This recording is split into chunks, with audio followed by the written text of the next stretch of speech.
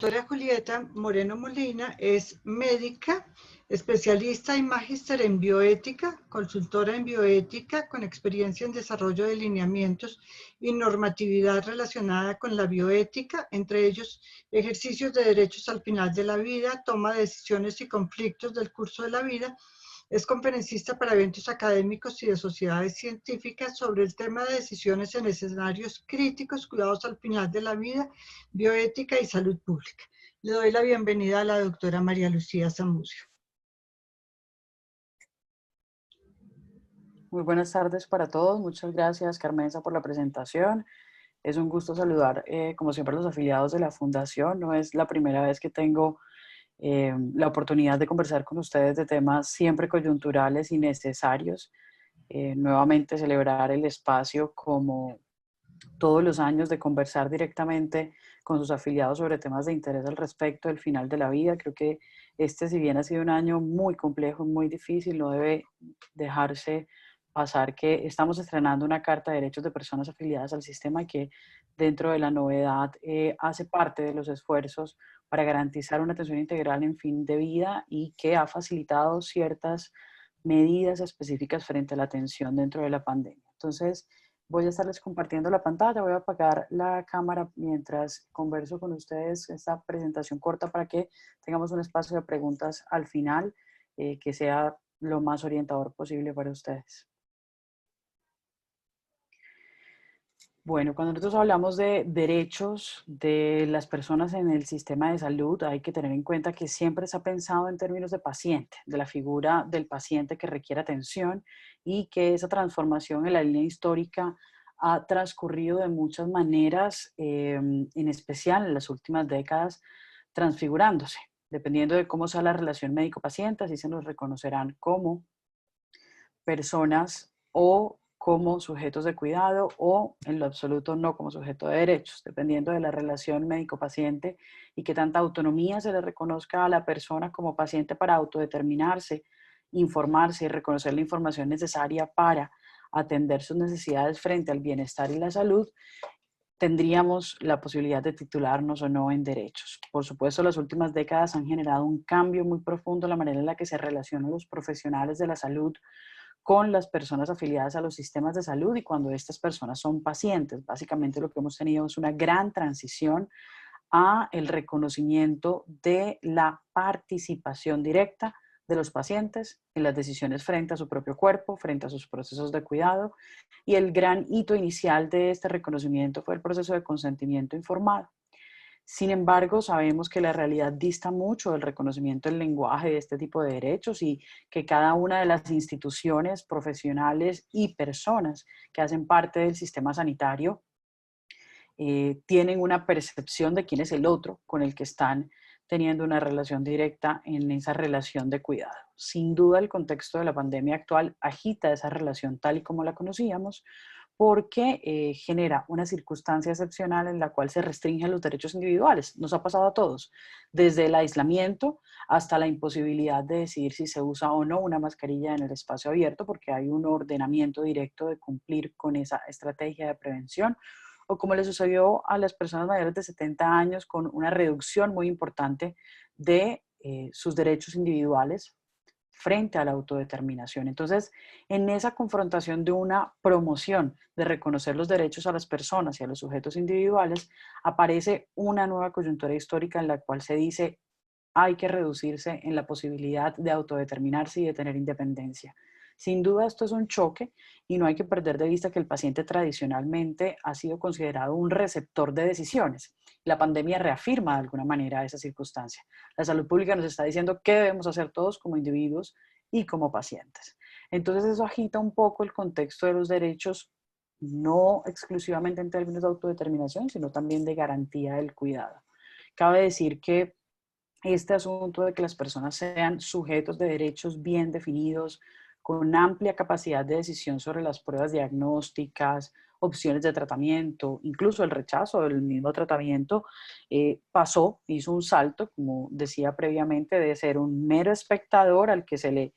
muchas veces se le decía qué había pasado, si era caso, a ser un corresponsable de las decisiones que se tomaban en todo el proceso de cuidado. y que en este momento se ha transformado en una corresponsabilidad de cuidado sobre el cuerpo mismo y el cuerpo de los otros. En esa circunstancia, la modificación del paradigma de atención con una actualización de la Carta de Derechos debe ser entendida y leída no solo circunstancial, sino como un momento histórico. ¿Por qué? Porque aunque se estén reduciendo las libertades individuales en términos de opciones, ninguna de esas afecta en su núcleo fundamental los derechos. O sea, los derechos no se nos anulan y no se nos anulan tanto que deben mirarse de manera contextual el final de la vida, en especial para las personas que por contagio y enfermedad severa por COVID pueden llegar a un proceso de fin de vida. Y tampoco anula la garantía del derecho fundamental a morir con dignidad de personas que no estando infectando con COVID pueden pasar a un proceso de fin de vida. Y eso es una cosa que debe quedar muy clara y que debe ser consistente y transparente para todas las personas, porque a pesar de que se dé una evolución en el cambio de errores de la relación sanitaria, o sea, de la relación médico-paciente, que pasó de ser vertical a horizontal, estas ganancias colectivas de derechos han procurado la participación no solo para que las personas se autodeterminen y elijan entre opciones, sino también para garantizar una forma en la cual se ve al paciente al mismo tiempo que se le reconoce como persona. Y eso supone o se vuelve un argumento central para decir es que estoy respetando el cuerpo del otro y respetando la posibilidad de que esa persona defina lo que es bienestar para sí mismo. Eso es el cimiento principal de las cartas de derecho. Valga aclarar que esto no aparece de la nada, existen unos antecedentes, no es una cosa del nuevo milenio. De hecho, la Declaración de Lisboa de la Asociación Médica Mundial, que tiene como objeto discutir cuáles son los derechos principales de los pacientes que deben ser respetados por la profesión médica independientemente del tipo de sistema sanitario en el que se encuentra la persona siendo atendida, que deben ratificarse y promoverse continuamente. Hablan de el derecho a la atención médica de buena calidad, la libertad de elegir dentro de las atenciones, la autodeterminación para aceptar procedimientos y cuidado, qué hacer con las personas que se encuentran inconscientes, qué hacer con aquellos que estaban legalmente incapacitados. Recuerden que esto es un tema del 81, no de los avances que tenemos en la desaparición de la interdicción en este momento, por ejemplo, en el país. Hace referencia a que no se debe actuar en contra de la voluntad del paciente, a que tenemos derecho a la información o a rechazar la información. Habla del derecho al secreto y al sostenimiento del derecho al secreto profesional y a ser educado sobre las atenciones en salud, así como el derecho a ser respetado en dignidad y específicamente lo que tiene que ver con la asistencia religiosa durante los procesos de fin de vida. Ese primer paso de los 80, del inicio de la década de los 80, es articulado con un reconocimiento progresivo de ese cambio de la relación médico-paciente de algo menos vertical a más horizontal, donde el paciente empieza a participar en términos de que reconozco que puede comprender la información técnica, lo que obliga a los profesionales de la salud y a los médicos en general a hablarle directamente a los ojos al paciente y poder tomar una decisión en conjunto sobre lo que se considera bienestar. Un agenciamiento para reducir la posibilidad de que se nos sean impuestas posturas a partir de terceros, porque técnicamente se tenía toda la información, se tenía toda la capacidad técnica para definirlo de esa manera. ¿Qué tenemos en Colombia como primer antecedente de la Carta de Derechos? Tenemos la resolución 13447 del Ministerio de Salud, que es la adopción del decálogo de derechos de los pacientes. Básicamente a lo que hace referencia es a la libre elección, a que exista comunicación plena y clara, que sea apropiada, comprensible, que se dé de manera respetuosa a la relación médico-paciente, en respeto a la dignidad humana, no solo por ser persona, sino por ser un paciente que puede definir qué es lo que considera bueno para sí mismo. Aparece por primera vez una referencia a la confidencialidad de la historia clínica en términos de respeto a la privacidad y esta se extiende a la afirmación de que nosotros podemos rechazar directamente participar en una investigación o no, así como rechazar la donación de órganos, y es la primera mención que tenemos a morir con dignidad en la reglamentación en términos de derechos en el país. Puntualmente hace referencia a que se permita escoger una muerte natural en la fase terminal de cualquier enfermedad. En ese mismo espacio temporal aparece la Declaración de la Promoción de los Derechos de los Pacientes en Europa, que será un referente para la construcción de todas las cartas de derechos de sistemas sociosanitarios en los cuales había participación de los pacientes, pero sin mencionar a la persona. Solamente cuando usted se encontraba con una alteración de la salud y empezaba a recibir atenciones específicas, era que se le reconocían ciertos derechos en especial. Ahora, ¿qué tiene de característico esta declaración que va a ser determinante para las resoluciones que posteriormente se tuvieron en el 2009 y en el 2012 en Colombia? Que esta afirma y sostiene que el ejercicio de derechos se basa en que los profesionales de la salud tengan una mejor formación en las habilidades de comunicación y concientización al respecto de cómo dar la información, pero dice que no se limita a los profesionales de la salud, médicos o médicas, enfermeros, enfermeras, sino a los usuarios. Que los usuarios comprendan de fondo lo que implica tomar decisiones sobre su propio cuerpo, lo hagan de una manera cualificada y consciente, teniendo perspectiva de cuál es el rol de todas las partes, que el rol del médico es informar, proveer información para garantizar un proceso de toma de decisiones en el cual se busque beneficiar al paciente y el que el paciente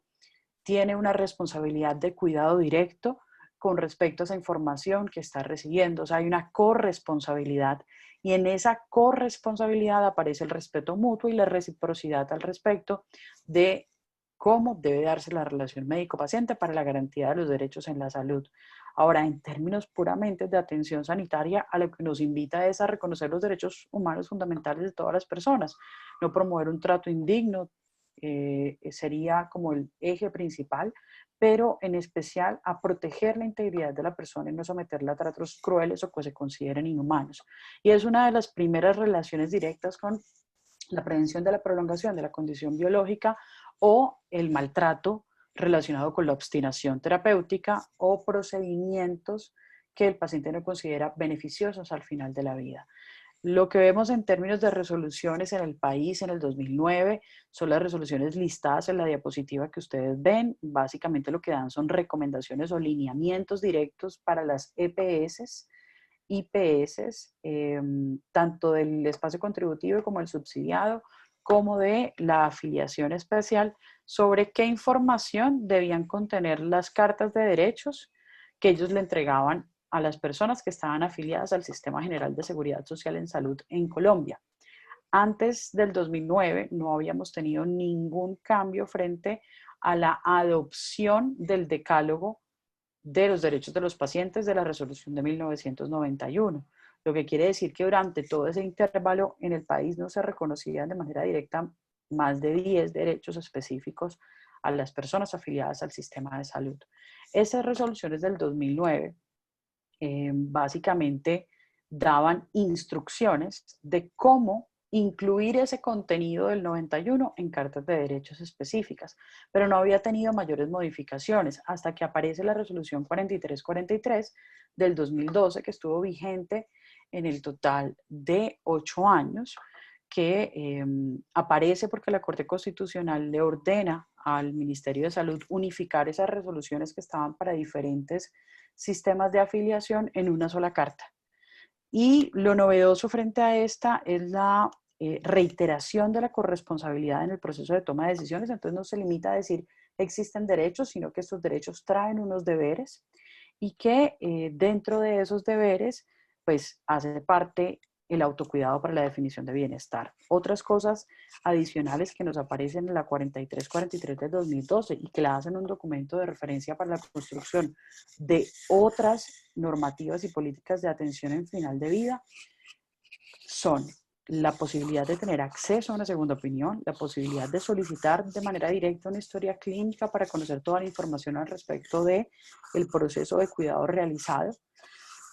y eso tenía que ver directamente con conocer el pronóstico, el plan de tratamiento, los cuidados recibidos, y obligaba de alguna manera en términos de derechos a reconocer que todas las instituciones debían cooperar para garantizar la atención integral independientemente de que el sistema esté desarticulado entre aseguramiento y prestación del servicio. Ahora,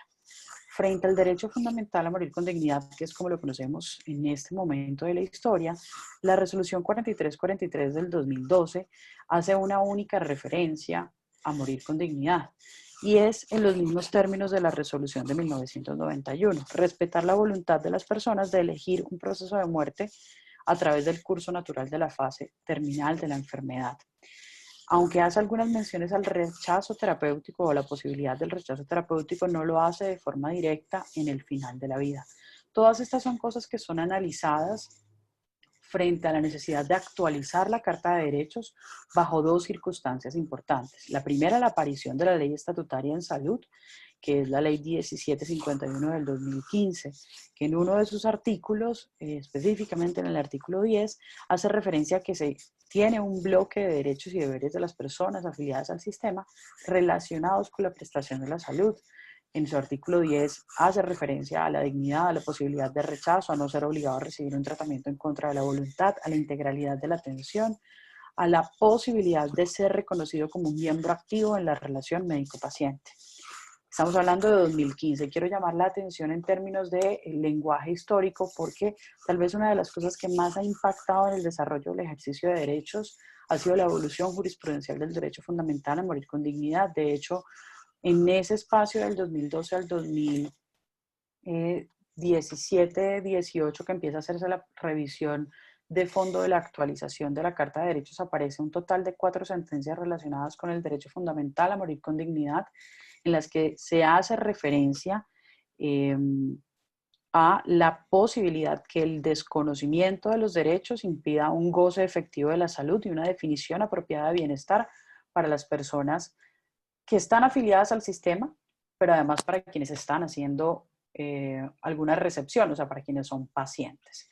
Otra circunstancia que se da dentro de este espacio temporal y que motiva el cambio de la Carta de Derechos es el reconocimiento de los derechos al final de la vida en términos de que el derecho fundamental a morir con dignidad es un derecho independiente, o sea que no hace parte de la garantía del derecho a la salud, sino que como derecho independiente tiene unas características que vamos a ver cómo se incluyó dentro de las definiciones en esta Carta de Derechos, y la aparición de la sentencia T423 del 2017, que es una sentencia que trata un caso específico de una solicitud de eutanasia donde se imponen muchísimas barreras para el ejercicio del derecho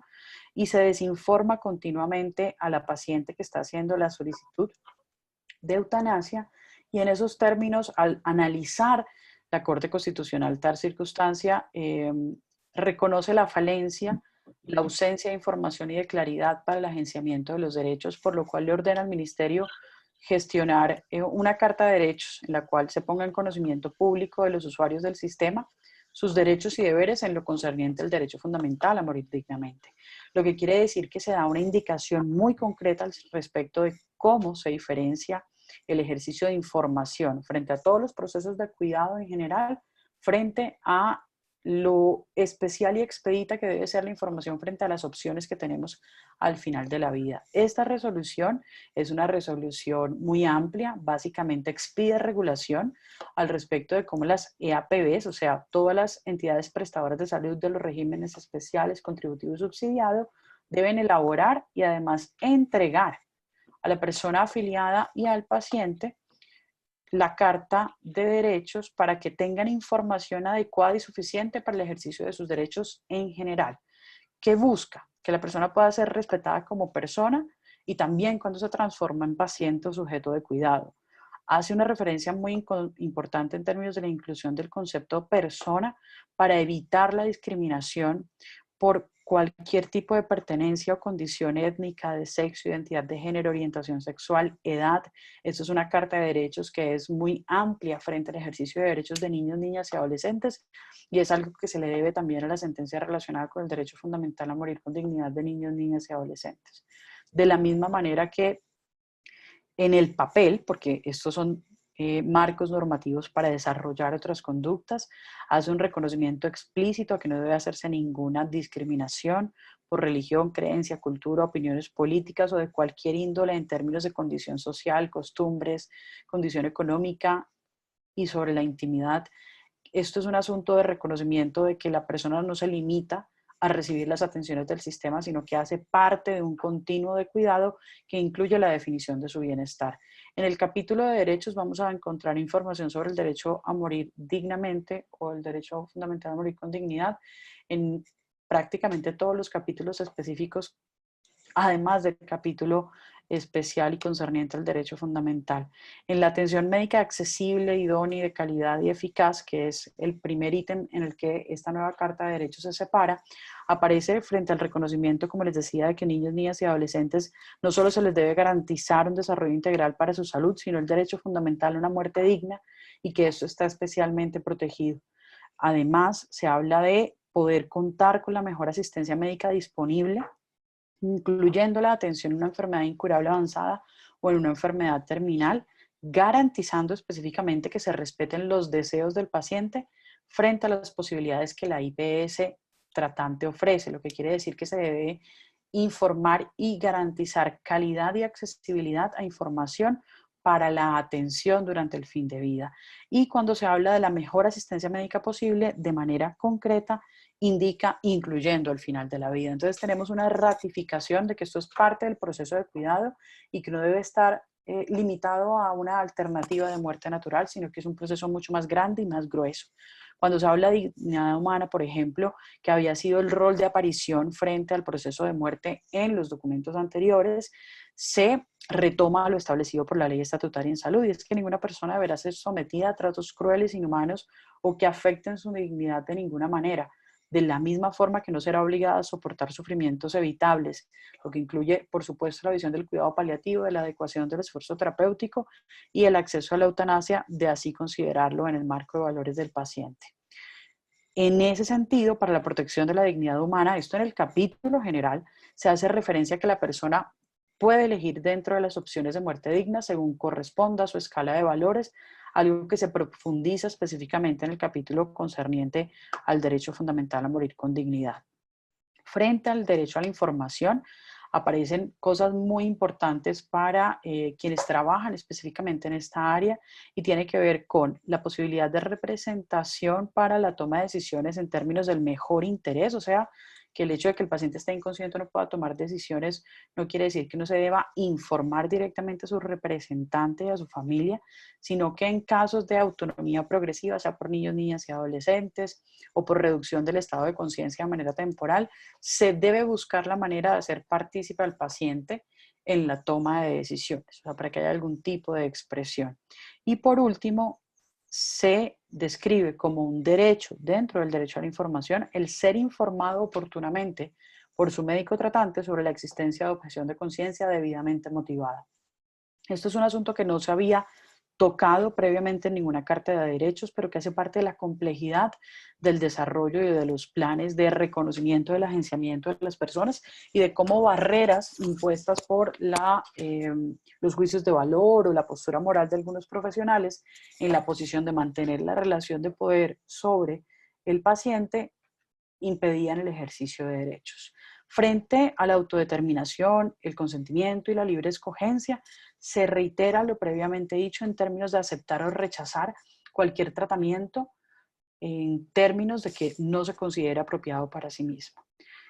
Se titula nuevamente el derecho a suscribir un documento de voluntad anticipada como previsión de no poder participar en la toma de decisiones para garantizar la autodeterminación y la libre escogencia dentro de las opciones,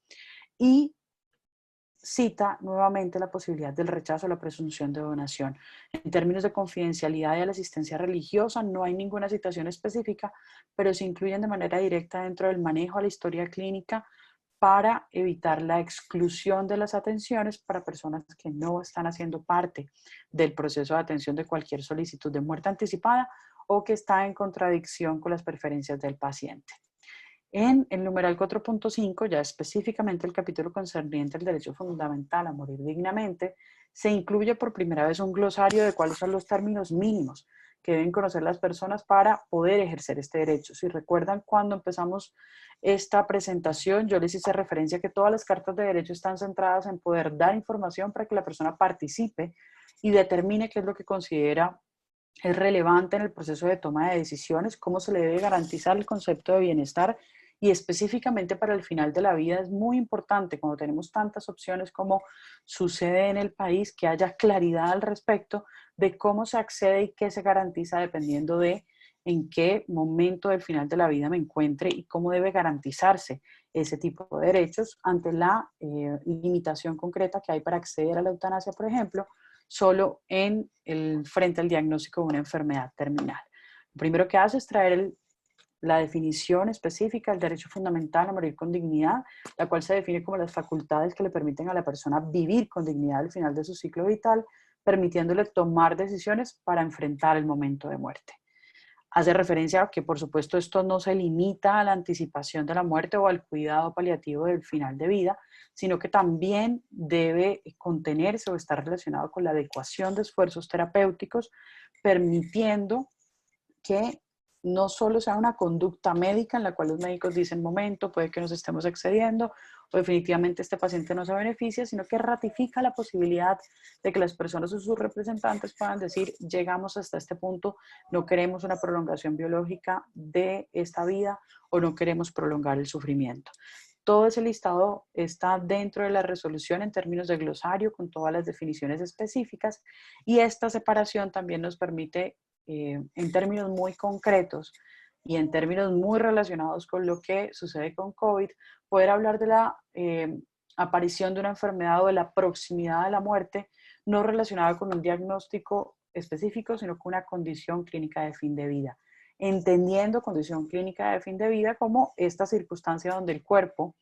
no solo se está aproximando a el momento de muerte, sino que está perdiendo progresivamente la capacidad de responder a las intervenciones externas,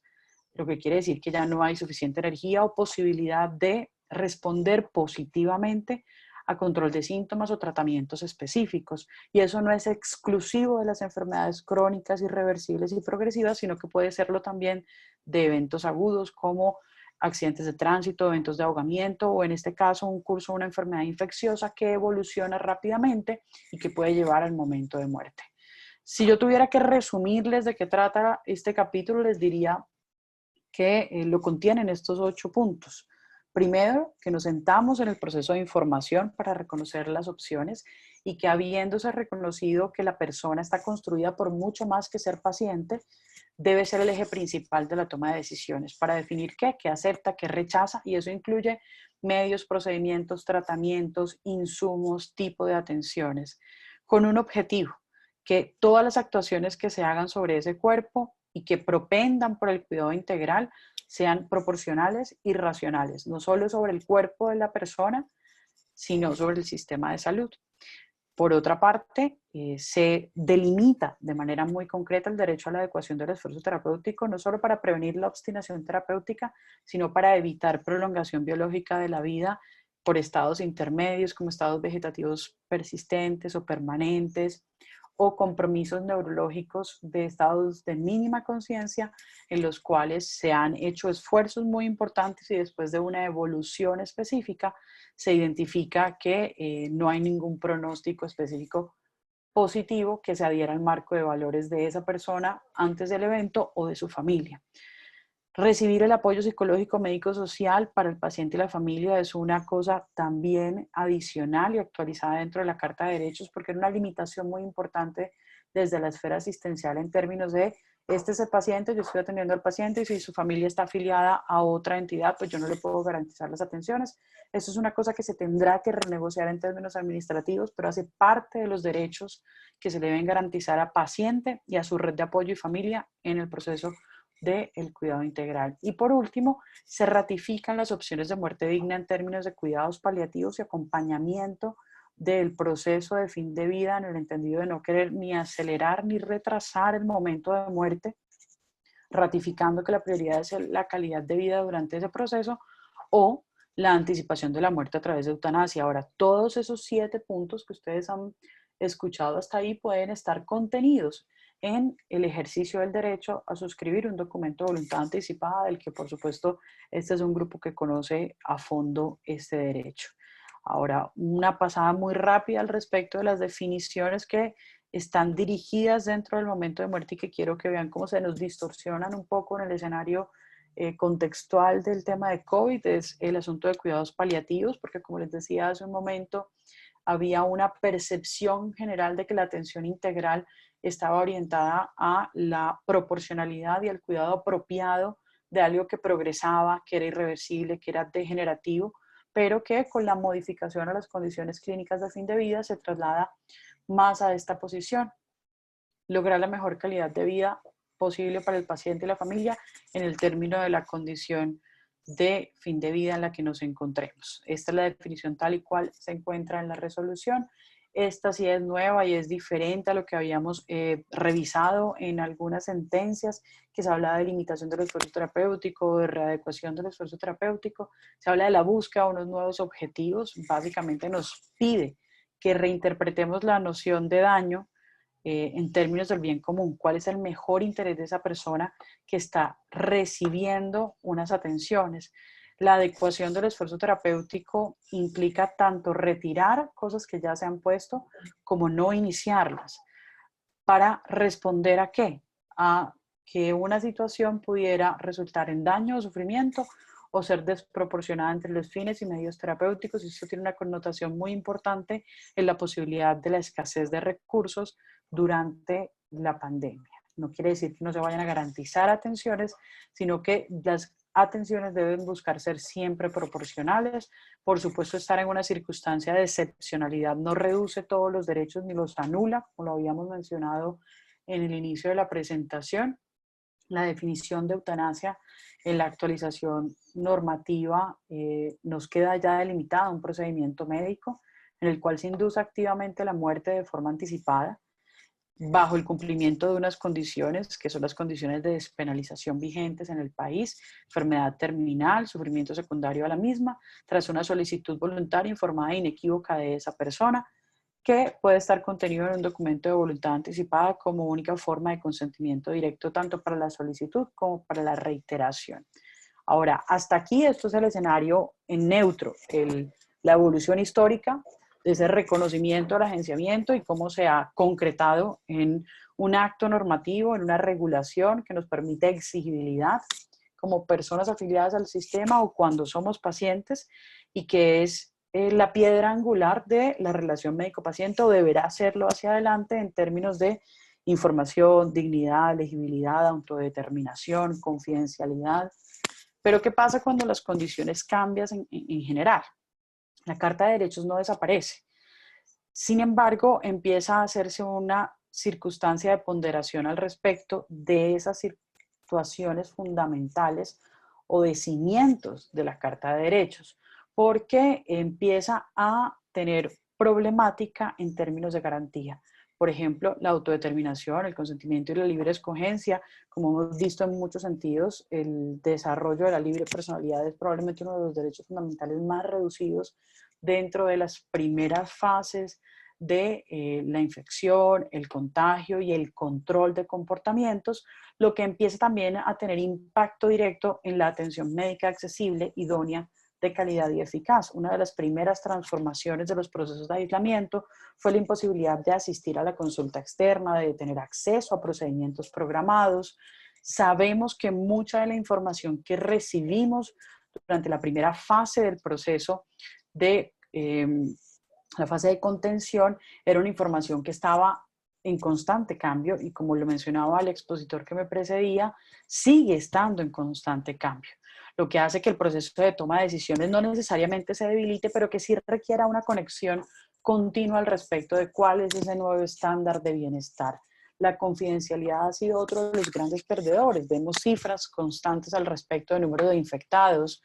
de número de muertes, y esos no son números y datos anónimos cuando se revisan de fondo. Puede que las cifras que se ven públicamente y de manera general hablen de números, pero sabemos que esto se maneja en términos de bases de datos, de historias clínicas, de revisión continua, en la cual la confidencialidad de la historia clínica es una cosa que se diluye directamente porque se le da prevalencia a la salud pública. Ahora, la confidencialidad en la asistencia y en lo asistencial no fue lo único que desapareció. El uso de los aplicativos para reportar síntomas, para promover la movilidad, es sin duda una de las grandes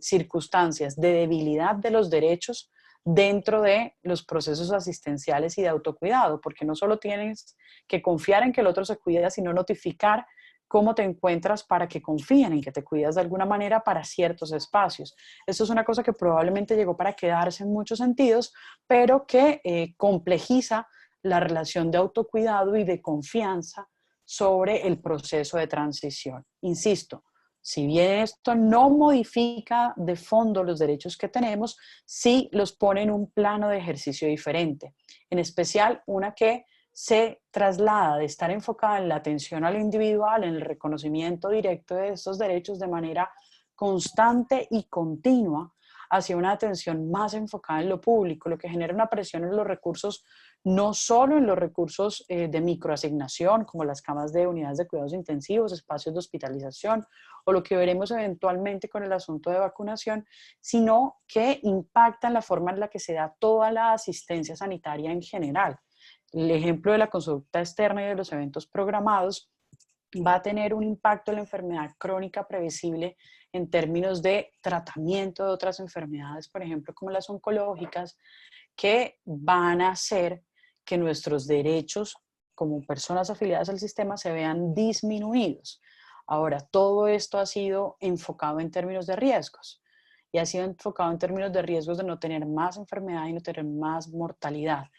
¿Qué nos dijo la UNESCO cuando hizo un análisis en términos puramente de bioética frente a este asunto y que ha sido una adherencia casi que internacional, en especial para los momentos de crisis, que a las personas se les va a garantizar la atención sanitaria de máximo nivel que pueda proporcionarse, buscando respetar continuamente su dignidad humana y la posibilidad de elegir dentro de las opciones que tiene? O sea, nos lleva inmediatamente a que las decisiones sean situadas en realidades contextuales y territoriales, lo que limita esta visión de que en derechos todos somos iguales. Y esto es una cosa que se encrudece cuando tenemos que hablar, por ejemplo, del triaje organizado para asignar recursos, especialmente recursos de sostén avanzado de la vida como camas UCI, máquinas de diálisis, ventilación mecánica o máquinas de ECMO, que son otros equipos para garantizar el flujo de oxígeno para las personas que tienen cuadros muy severos.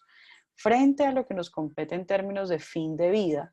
es muy importante reconocer que en ese enfoque de derechos inicial, que es recientemente actualizado, cuando se dan recomendaciones generales al respecto de cómo atender la asignación de todos los recursos, se pide que se tenga en cuenta la adecuación del esfuerzo terapéutico dentro del retiro del soporte vital y que se inicien medidas paliativas en caso de no iniciar o retirar el soporte vital. Esto buscando ¿qué? Sostener una conducta ética de respeto a la dignidad humana, de beneficencia, de no maleficencia, pero además de justicia sobre la redistribución de los recursos escasos, tanto para la atención avanzada como para la atención de la consulta externa o incluso domiciliaria. Por ejemplo, muy temprano dentro de la declaración de emergencia se generó una normativa específica de cómo debían buscar atenderse a las personas en domicilio si tenían factores de riesgo o eran adultos mayores que estaban con más expuestos a mayor severidad y por lo tanto mayor incidencia de muerte. ¿Para qué? Para poder hacer una prioridad tratar a quienes se beneficiaran de ser tratados específicamente en los cuadros severos e identificar a quienes no se pudieran recibir un tratamiento específico, garantizar el alivio sintomático y el acompañamiento en el fin de vida. Insisto en que estos son parámetros generales para el comportamiento, no necesariamente hacían referencia o podían descenderse directamente a los pacientes que estaban siendo atendidos. ¿Por qué? Porque siempre prima una necesidad clínica frente a la efectividad del tratamiento. Y otra de las cosas en las que esta pandemia nos ha golpeado de manera directa y muy severa es en la imposibilidad de tener un tratamiento específico, por lo cual todos los procesos de toma de decisiones empezaron nuevamente a ser tomados de forma muy vertical, debilitando la manera en la que ya veníamos cambiando esa forma de aproximarnos a la relación médico-paciente. Cuando hablamos de estas conductas de toma de decisiones puntualmente frente a el proceso de fin de vida, se ha recomendado y se ha insistido frente a esa estructura general de la Carta de Derechos que en las atenciones relacionadas con COVID siempre tengamos información temprana y consistente. Es algo que si bien es difícil por la manera en la que se ha ido obteniendo y generando información científica válida y sostenible para no generar daño, ha sido muy fluctuante, pero esto no deja de ser el núcleo de la posibilidad de dar un consentimiento directo frente a cuáles son mis preferencias de cuidado. Ha traído sin duda una conversación muy importante frente a suscribir tempranamente un documento de voluntad anticipada frente a si se va a desear o no soporte vital avanzado, sea por ventilación mecánica, cuidados intermedios o cuidados en la unidad de cuidados intensivos con o sin ventilación mecánica, y la promoción de una evaluación contextual que no se aleja de este reconocimiento del paciente como persona, porque no es definitivamente lo mismo tener antecedentes de enfermedades que no tenerlos, tener cierta edad a no tenerlas, ni haber tenido otras enfermedades que generaran experiencias específicas frente al cuidado y que fueran estas determinantes para decir, no importa si yo me enfermo, no quiero ser trasladado a los servicios de urgencias y mucho menos a la unidad de cuidados intensivos. Todo esto en un marco de modificación de las conductas que se consideraban éticas para la atención, buscando ¿qué cosas? Oportunidad en la atención, que no se aleja de esos principios fundamentales de los derechos, un beneficio mínimo particular y colectivo, no se aleja del respeto a la dignidad humana ni la garantía de la atención de calidad y eficaz que se propone desde la Carta de Derechos. Las actuaciones proporcionales, por supuesto, tal y como se plantean, no excedernos y hacer daño sobre los pacientes y las personas que acceden al sistema.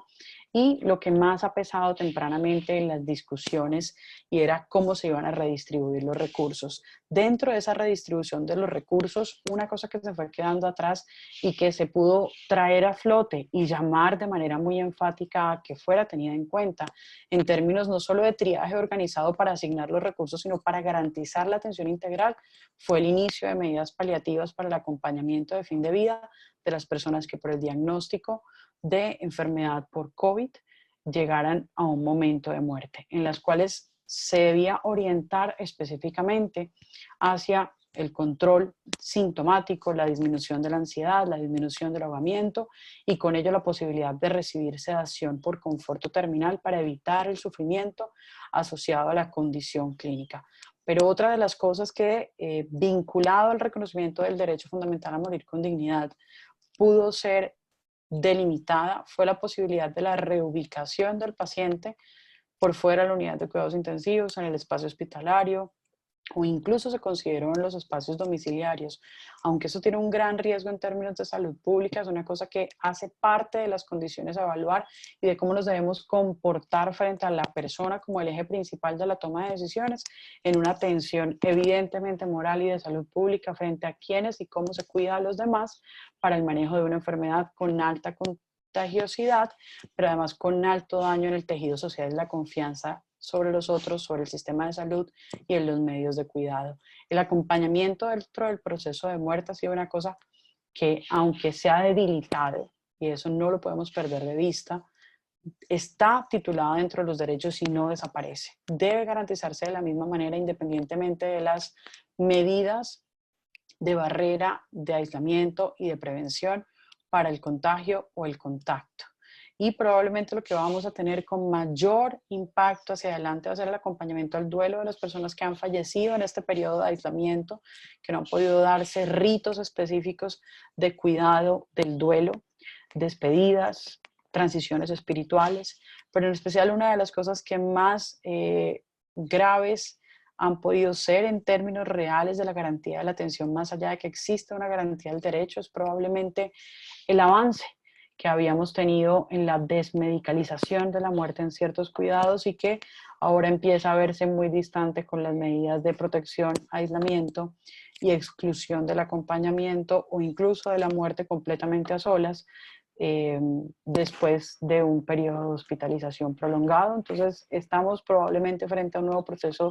de muertes asépticas y aisladas que no sabemos cuál va a ser su impacto directo en la manera en la que cuidamos el fin de vida, pero que sabemos ya no va a cambiar dentro del planteamiento de esta como un derecho independiente de la atención integral y que en el marco normativo colombiano tiene su propio capítulo dentro de los derechos titulados a las personas. Muchas gracias, como siempre, por su atención. Excelente presentación, doctora. Muchísimas gracias. Julieta, muchísimas gracias. Muy completa tu presentación. Indudablemente este ha sido como un tiempo de prueba muy difícil en este campo del final de la vida, ¿cierto? O sea, como que todos esos imaginarios de la muerte en soledad de la que hablas, de la muerte que la familia no ha podido ver a su ser querido muerto, han sido muy, muy difícil para las personas, ¿cierto? Y entrar a explicar que es una situación de salud pública, que es un riesgo muy grande el que corren las personas que están alrededor, pues ha sido realmente un reto para que las personas lo hayan podido entender, ¿cierto? O sea, si bien las llamadas a la fundación no han sido muchísimas, pero sí han sido algunas de personas como que está al final de la vida y quisiéramos estar con él y en el hospital no nos dejan y tampoco le dan salida, pero es una situación eh, muy difícil. Sí, yo coincido contigo, Carmen, en que este fue una de las cosas en las que se pensó muy tardíamente. Cuando empezamos a hacer ponderación de riesgos y daños, creo que el asunto de mortalidad no solo se miró mucho en cifras, no diciendo con esto que sea una aproximación inapropiada, es en un término de pandemia era lo correcto, pero ya estamos en un momento distinto y sin duda vamos a tener que empezar a aproximarnos de manera directa frente al acompañamiento, porque creo que, y con eso me gustaría darle como paso a lo que nos tenga piedad frente a cuáles van a ser los retos, y es no perder el camino recorrido frente a ese retorno a un acompañamiento cercano del momento de muerte, a un proceso de muerte informado, consciente de la persona como sujeto de cuidado, aproximándose a la toma de decisiones de acuerdo a su marco de valores personales. Con respecto al tema de eutanasia, sí quisiera como dejar claro que no es una cosa que se haya detenido, de hecho siguen realizándose, las solicitudes siguen estando allí, se han seguido haciendo eutanasias en el marco de la normativa vigente y creo que parte de la adaptación inicial del sistema de salud en términos de expansión y preparación estuvo muy enfocada en la contención y estamos volviendo a una nueva parte del cuidado, que no se nos quede la noción de la muerte aislada y de la muerte aséptica, creo que va a ser una de las cosas más importantes. Y bueno, estrenando Carta de Derechos, creo que es relevante poder informarse, conocer las diferencias y poder hacer exigibilidad de manera concreta, que fue la gran apuesta de este documento, tener una información más directa, más específica, que le permita a las personas no ser, esta palabra no me gusta, pero víctimas de la diferencia de información que pudieran tener los médicos frente a las personas como pacientes. Sí, y el ministerio ha hecho campañas para difundir esta nueva Carta de Derechos porque parece que hay instituciones que como que no les ha llegado, ¿cierto? Como que cuando una persona le dicen, la hospitalizan porque tiene un dolor muy grande y le dicen es terminal y la persona dice yo prefiero irme a mi casa, le dicen no, usted tiene que estar acá, si va a su casa pierde todos los derechos. Entonces, Sí, bueno, mira, el tema con esto es que no es de las IPS, es de las EPS. Las EPS son las responsables de informar a sus afiliados. De hecho, la Carta de Derechos viene pegada, por decirlo de alguna manera, a la Carta de Desempeño. Es obligación de las EPS haber notificado de esta actualización a todos sus afiliados. Eso tiene unos cortes de notificación al ministerio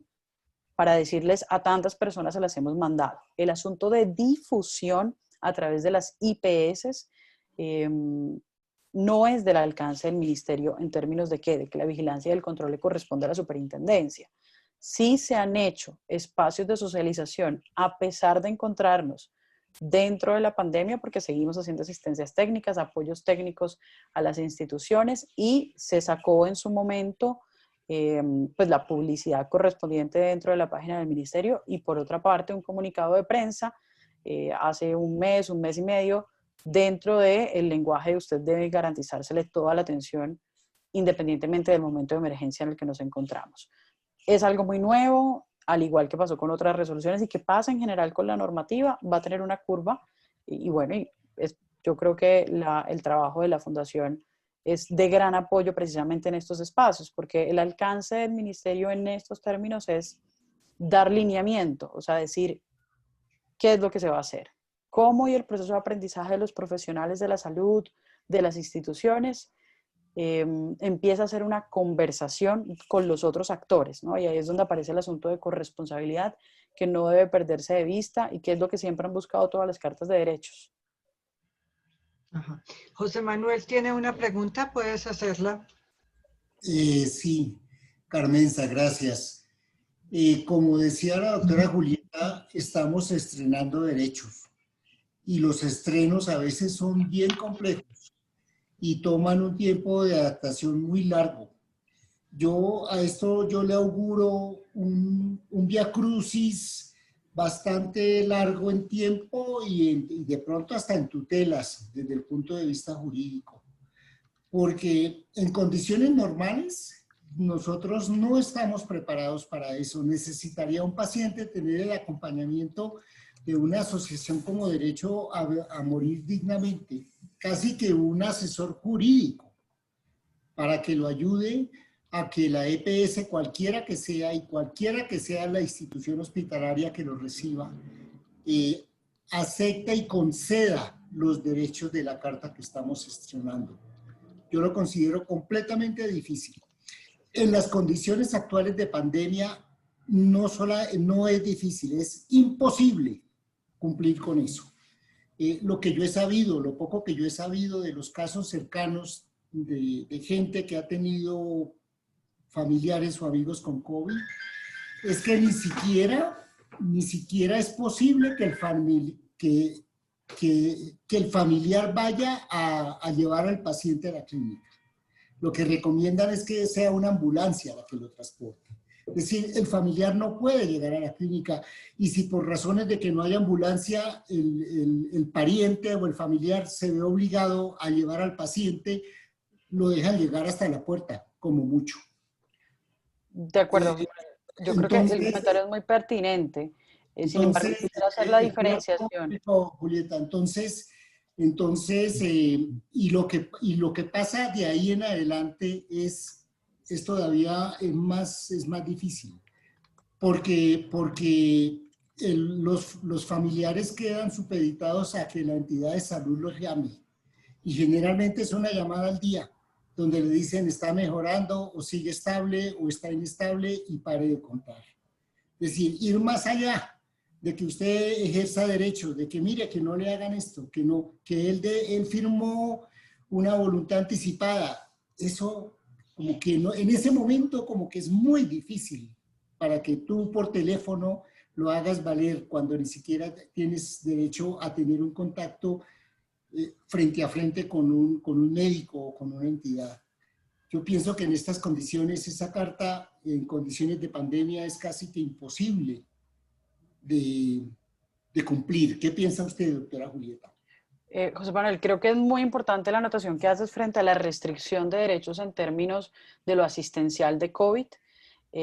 pero considero que no es imposible de cumplir en términos de garantía de los pacientes no COVID. Creo que no podemos perder de vista que hay una separación frente a la necesidad de continuar con las asistencias independientemente de lo que esté pasando con la pandemia. La información sobre documentos de voluntad anticipada, por ejemplo, es una cosa que deben recibir todos los pacientes y que sabemos que todavía está en curva de aprendizaje para muchas instituciones y para muchos profesionales. Pero tener el marco normativo nos permite eso, la exigibilidad. Entre más claro y más concreto sea, va a ser mucho más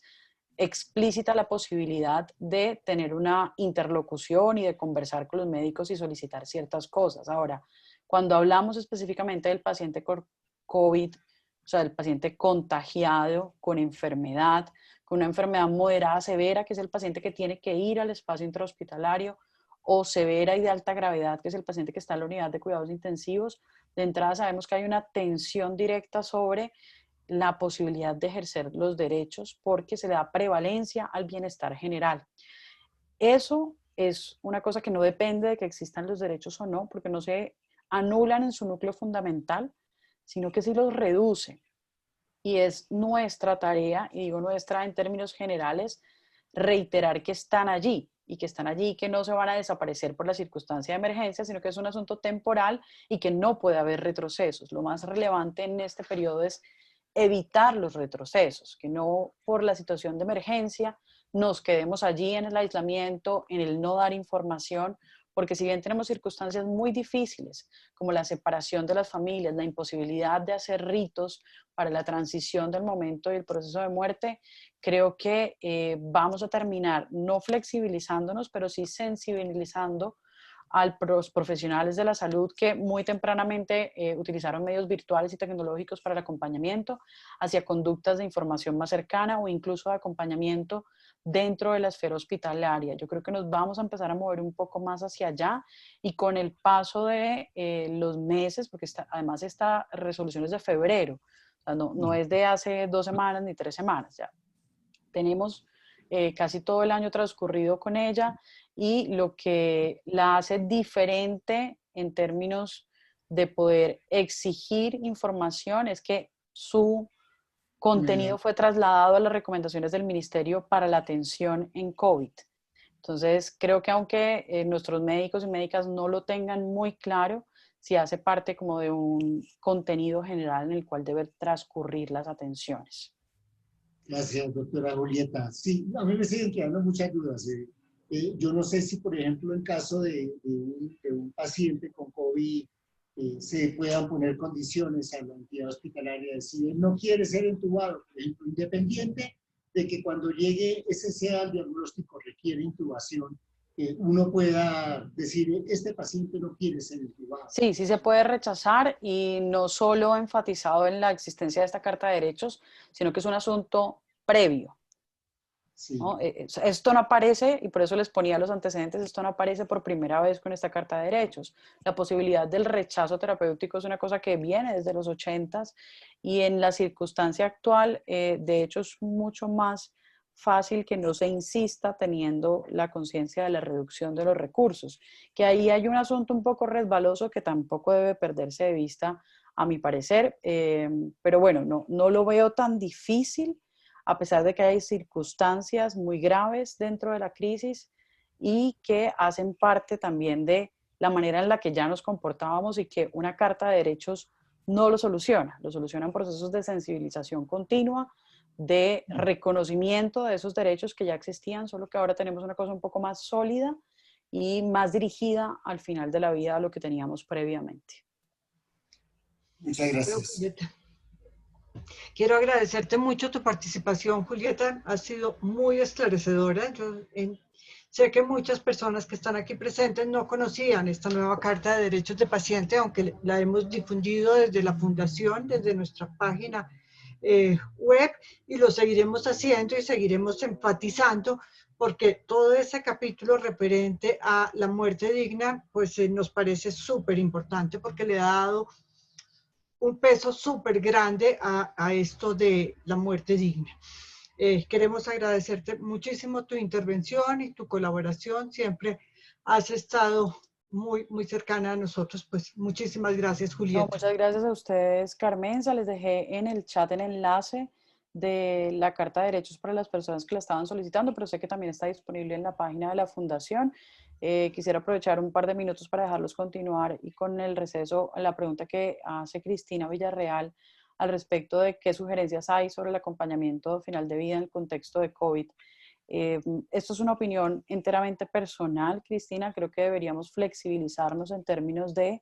que si el paciente viene de la casa está infectado, probablemente sus familiares han estado contagiados. Y la restricción del acompañamiento, en especial con los efectos que estamos viendo en salud mental y en el efecto del delirium de fin de vida de los pacientes con enfermedad severa por COVID intrahospitalaria después de periodos largos de aislamiento, debería empezar a considerarse como una conducta ética permitir el acompañamiento con medidas de barrera, en especial en casos en los cuales se considere que la familia ha tenido un comportamiento de contagio o de riesgo previamente, porque pues todos viven en la misma casa. Y por otra parte, seguir promoviendo los medios de comunicación por telemedicina y más procesos de información transparentes desde el ingreso del paciente. Hay una cosa que ha pasado con COVID, es que la información ha estado fragmentada frente a la prevención y a la evolución de la enfermedad. Un paciente que tiene un cuadro de moderado a severo tiene una alta posibilidad de deterioro. La información consistente y transparente al respecto de que el paciente puede fallecer debe ser una prioridad y debe ser reconocida tempranamente como parte del plan de cuidado de fin de vida. Y es decir, esto es posible y lo vamos a acompañar de esta manera y hacer un plan. ¿Tienen nuestros médicos y nuestras médicas formación y competencia para hacerlo? Muchos sí. Y por otra parte, están muy cansados y creo que también debemos reconocer que esto es un asunto que no les es familiar a la mayoría de los médicos y que en el reencrudecimiento de la crisis es poco probable que esa sea la prioridad o el enfoque. Pero creo que si lo preguntamos y lo empezamos a conversar, vamos a tener mejores posibilidades de que se garantice un cuidado más amable, más centrado en el paciente para los nuevos momentos de alto contagio y alta enfermedad que, como nos decían previamente, se esperan para finales del semestre. Bueno, yo me voy a despedir de ustedes nuevamente agradeciendo la invitación y como siempre la amabilidad de la Fundación para estos espacios de discusión. Espero que les vaya muy bien en la segunda parte y que haya sido satisfactorio para ustedes toda la información que les dejé en esta hora. Bueno. Muchas gracias. Bye, bye, Julieta. Chao. Muchas gracias, muy interesante.